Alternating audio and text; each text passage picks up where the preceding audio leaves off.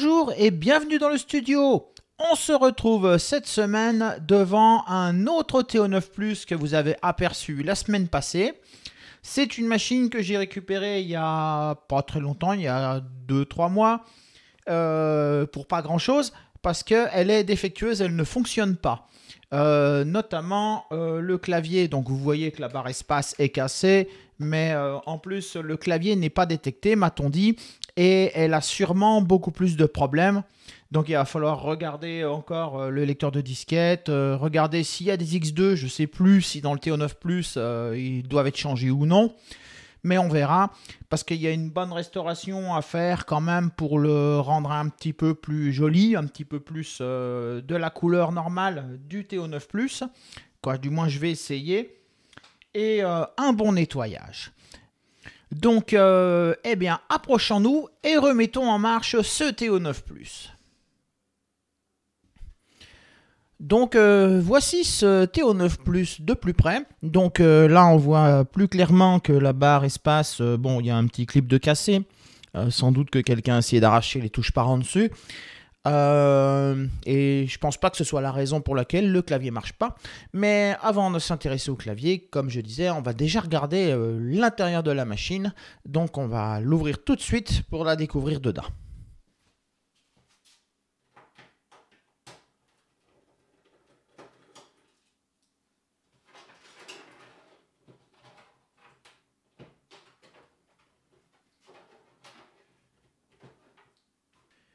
Une fois les deux petits clips derrière enlevés, ça va quand même mieux.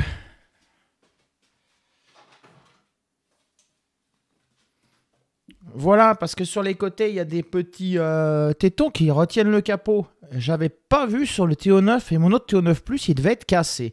Et donc voilà, ben, celui-là, finalement, il a peut-être jamais été ouvert. Donc on va pouvoir regarder un petit peu l'état de l'alimentation et puis nettoyer et puis avancer. Et voici l'intérieur de la machine. Ouais, ben, moi ça me fait bien penser qu'elle n'a jamais été ouverte en fait. C'est bien, c'est qu'il n'y a pas de petits plots de cassés nulle part comme j'ai pu trouver sur les autres Thomson. Et l'alimentation, si on la regarde de près, bon ben, c'est comme d'habitude, hein, c'est toujours ces mêmes X2 là. Celui-là n'est pas encore explosé, mais de toute façon, si je le laisse allumer, c'est ce qui va se passer. Donc, je vous ai déjà fait un démontage de Thomson, donc je vais le mettre en pièces et je vous retrouve une fois qu'il est démonté. Et voici un TO9 Plus en pièces. Bon, la façade, hein, toujours aussi difficile à avoir avec ces petits plots sans rien casser. Mais voilà. Et faire attention de ne pas se couper parce que ce morceau-là... Attention aux doigts quand on démonte le lecteur. Mais je suis bien surpris parce que la machine, malgré qu'il y ait un petit peu de poussière dedans, eh bien, elle est propre. Donc cette carte mère, eh bien, moi je vais la nettoyer à sec, cette carte mère. Je ne vais pas la mouiller parce que bon, il n'y a pas grand chose dessus sauf un petit peu de poussière. Bon, par contre l'alimentation, je vais peut-être quand même la nettoyer un peu plus profondément. Et si on regarde de près les X2, bah, il y en a déjà un qui a explosé. Ça, voilà, c'était gagné. Donc, de toute façon, il va falloir les remplacer. Donc, je lui passe un petit coup, je fais de la place et on change ces X2.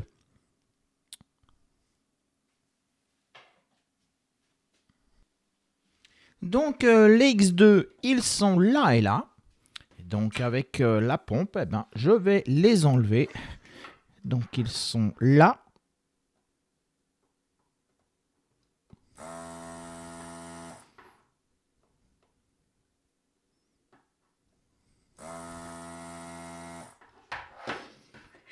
Et normalement, hop, et d'un.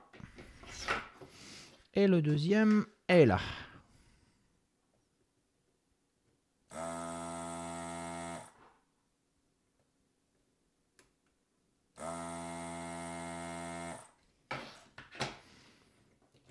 Et voilà, rien de plus simple. Donc, eh bien, je vais souder les deux à la place et je vous retrouve tout de suite. Et voilà une alim propre et avec des condensateurs X29. Donc, eh bien, je vais continuer moi par nettoyer un peu quelques pièces, notamment la carrosserie du fond de la machine. Et je vais commencer de la remonter pour l'essayer.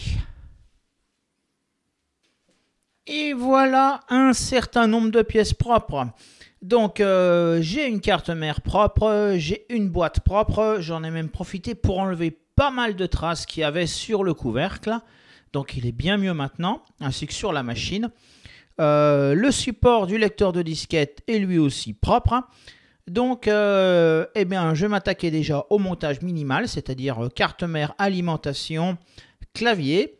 Et on va regarder si la machine déjà démarre et aussi si le clavier fonctionne ou pas, comme on va le découvrir puisqu'on m'a dit qu'il ne fonctionnait pas. Donc je fais un montage minimal et je vous reprends tout de suite pour le premier test. Voilà, j'ai fait un montage minimal en lui branchant son clavier sale et on va tout de suite essayer voir s'il démarre ce TO9+.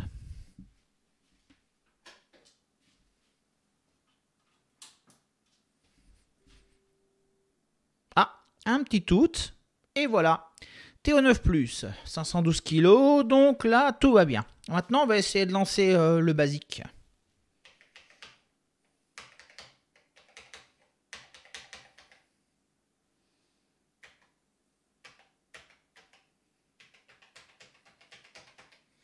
Eh bien, on voit qu'on n'a pas de clavier. Donc, eh ben déjà, on va regarder si ça se situe du côté du clavier ou du côté de la machine. Je vais prendre le clavier de mon autre TO9 et on va essayer.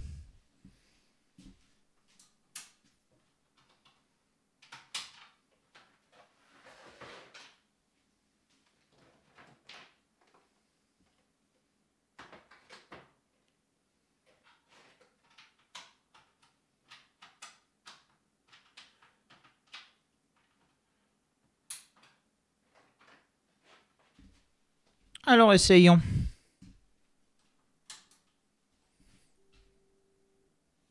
Il fait toujours un tout quand il démarre, comme s'il initialisait son modem. Et maintenant, qu'est-ce que ça donne ?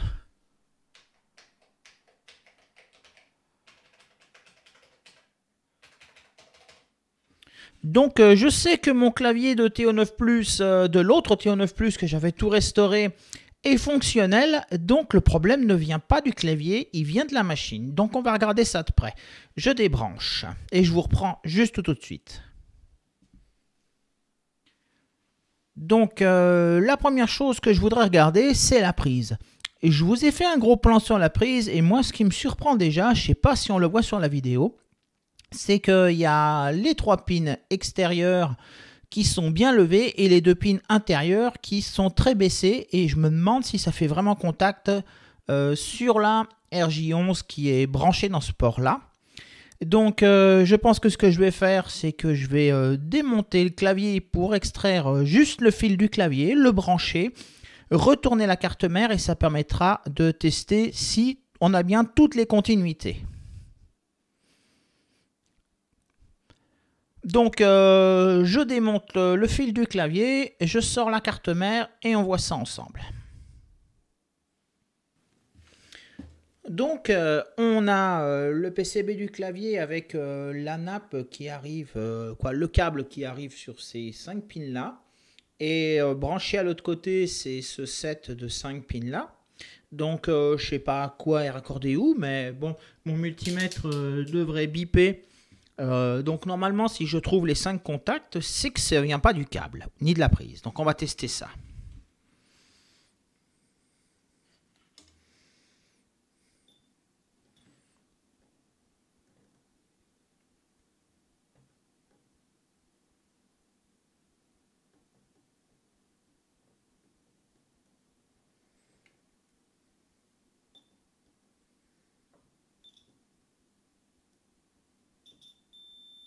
Donc voilà, j'ai trouvé déjà le premier fil.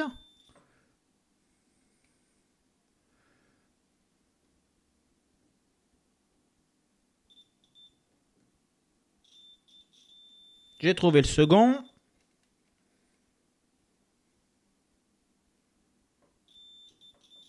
Le troisième.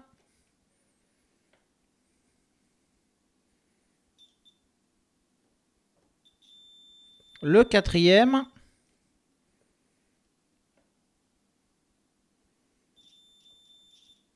Et le cinquième. Donc la prise n'est pas en cause. Il va falloir chercher plus loin parce que ça vient ni du clavier ni de la prise. Donc j'enquête un petit peu et je reviens. Donc le problème ne venant pas de la prise, le problème ne venant pas du clavier, on a ici le contrôleur de clavier. Alors déjà, ce que je voudrais faire, moi, c'est vérifier que chacune des pins qui part du clavier arrive bien jusqu'à ce contrôleur. Ça se trouve, il y a une piste de coupé. Si je ne trouve pas de piste de coupé, ben, je crois que je serai obligé de ne pas aller plus loin, parce que ça voudra dire que ce contrôleur de clavier est défectueux. Mais on fera encore quelques petits tests sur le TO9 Plus. Pour voir si le crayon optique fonctionne parce qu'en fait il est drivé par la même puce. Donc je vais déjà regarder moi si j'ai toutes mes continuités avec le clavier, voir si ça viendrait pas de là.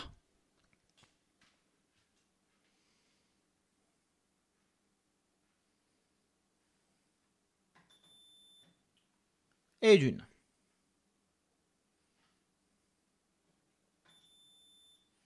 Et de deux.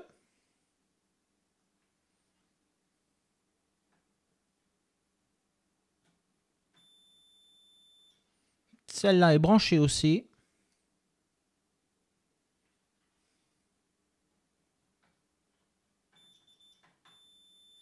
Pareil.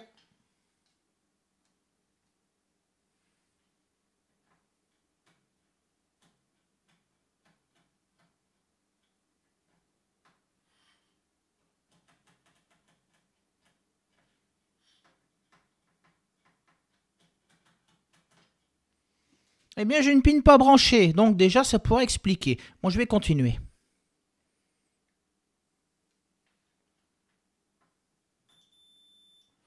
Et je les ai toutes sans fune. Donc, je vais regarder, moi, de l'autre côté de la carte mère. C'est la deuxième pin, là, en partant du haut sur le clavier. Vous le voyez peut-être pas, il est un peu hors écran. Sur laquelle je ne trouve pas de contact. Donc, je vais la suivre déjà jusque derrière la prise ici, derrière la carte mère. Et je vais ensuite regarder où elle va sur la puce et si elle y va.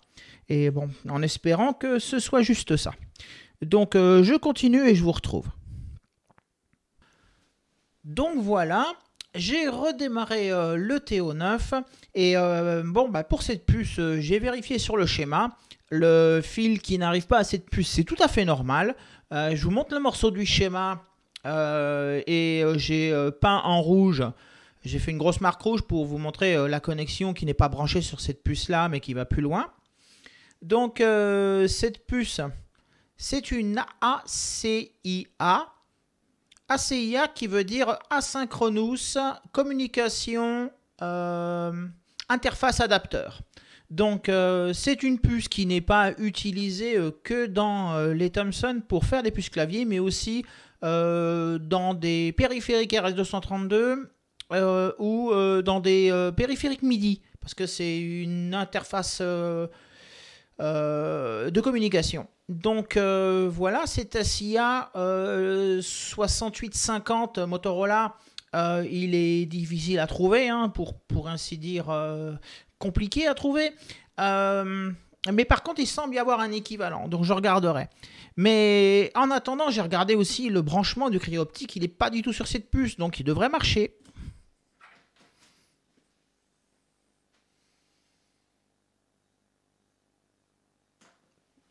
Et voilà, ben, le crayon optique marche, lui, il n'y a pas de souci, pas de surprise.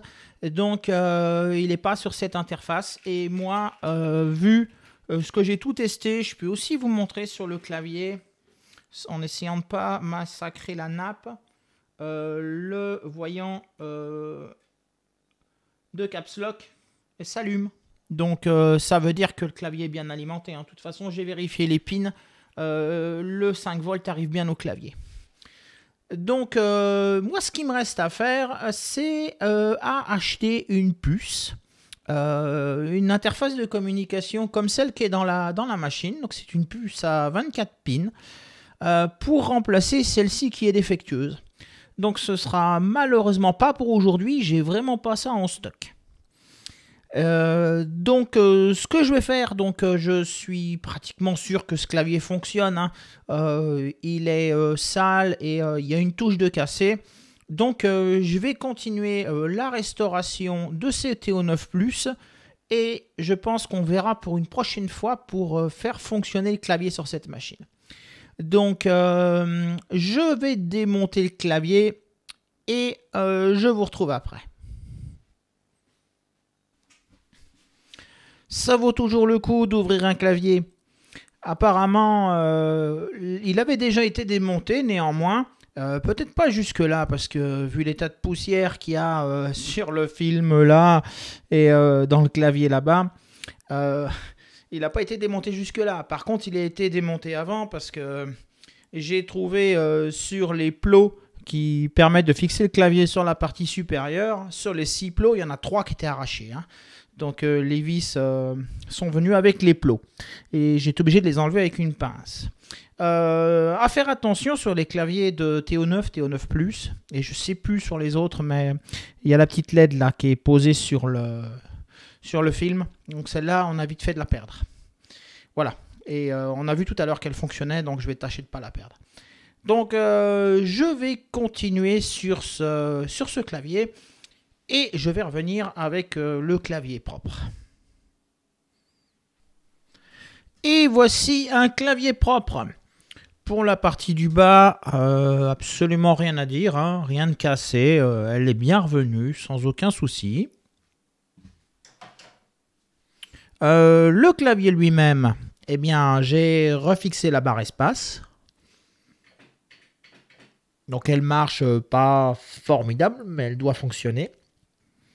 Mais sinon, j'ai nettoyé toutes les touches, j'ai nettoyé la membrane, et j'ai tout nettoyé. Donc, il a quand même une meilleure tête, ce clavier. Même s'il est un petit peu jauni, il ne l'est pas beaucoup, ça ira très bien comme ça. Par contre, la partie du dessus, comme je vous avais dit, il y avait des plots arrachés. Donc, j'ai recollé ce plot-là, j'ai recollé ce plot-là, j'ai recollé ce plot-là. Donc, je ne vais pas la finir comme ça. Il faut les renforcer, ces plots. Donc, je vais me poser sur la table et on va renforcer ces plots avant que je puisse remonter le clavier. Donc, pour les renforcer, pour qu'ils ne cassent pas, je vais employer ma méthode que j'ai déjà utilisée plusieurs fois. C'est de la glu 3 avec du bicarbonate de soude. Voilà.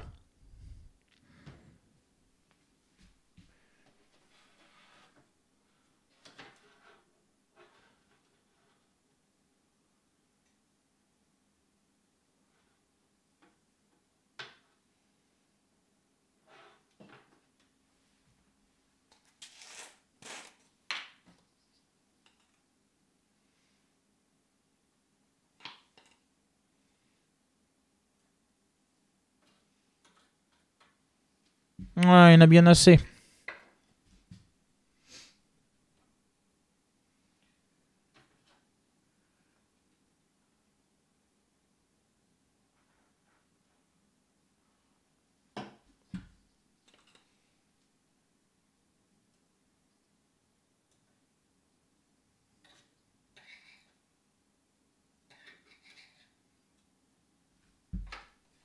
Et le dernier.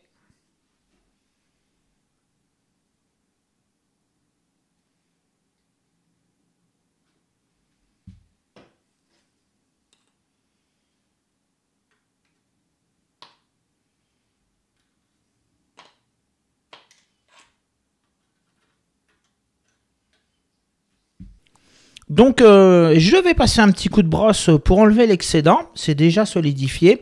Et maintenant, il me reste une dernière chose à faire, c'est à m'occuper de lui. Donc, je vais aller m'en occuper avec le cryoflux. Je vais le nettoyer, graisser, puis Je vais vérifier qu'il lit bien les disquettes. Et après, je pourrais remonter ce TO9 Plus sans clavier pour le moment. Mais au moins, on pourra voir si tout le reste est fonctionnel. Le lecteur de disquette est sur le cryoflux. Et je l'ai tout nettoyé, tout graissé, tout bien arrangé. Donc maintenant, il n'y a plus qu'à lancer une lecture d'une disquette. C'est une disquette Atari, mais c'est un lecteur qui lit très bien. Voilà, pas de souci, il n'est pas décalé, il lit bien toutes les pistes. Donc ce lecteur de TO9 Plus est fonctionnel. Voilà, le TO9 Plus est remonté et comme vous pouvez le voir, j'ai rétro-bright la façade de la machine. Ah, voilà, ce qui la rend quand même un petit peu plus normale et belle avec son capot nettoyé et avec les traces effacées. Donc maintenant, il est temps, hormis le clavier, de tester le reste de la machine. Donc pour ça, je vais brancher aussi une souris. Et on va donc essayer déjà une cartouche, voir si ça fonctionne bien.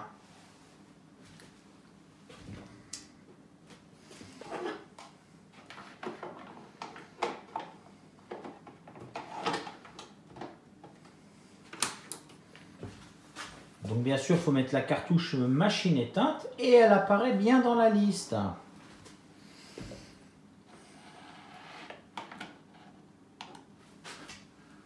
La souris fonctionne aussi, donc on peut rentrer dans les menus.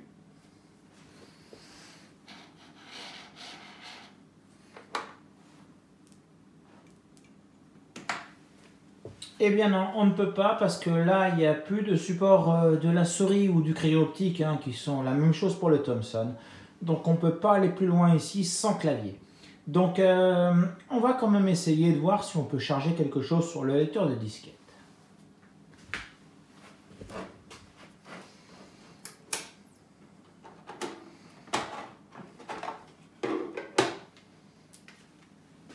Donc on va charger Green Beret tout simplement parce que j'ai la disquette.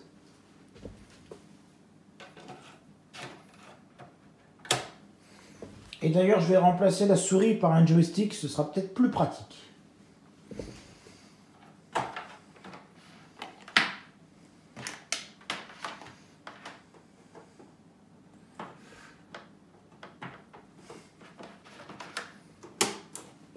Donc essayons ça.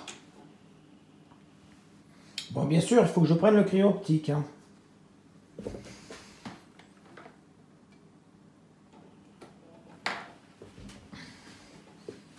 Et voilà, ça charge. Donc apparemment, on peut se passer du clavier sur cette machine, pour peu qu'on ait un crayon optique ou une souris, pour faire les sélections.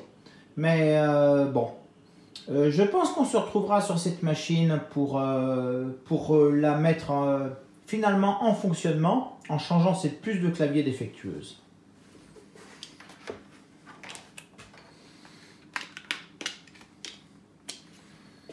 Mais voilà, on a Green Beret qui fonctionne. Mais je ne sais pas du tout comment ça se joue par contre. Il n'y a pas beaucoup de son pour ce qui est sûr.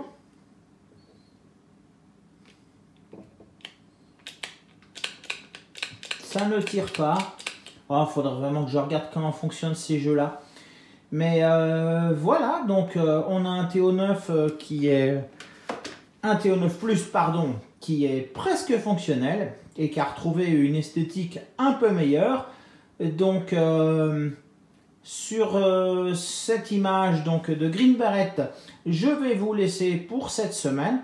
Et je pense qu'on se retrouvera d'ici quelques semaines sur cette machine pour finir de la réparer, de lui rendre un clavier.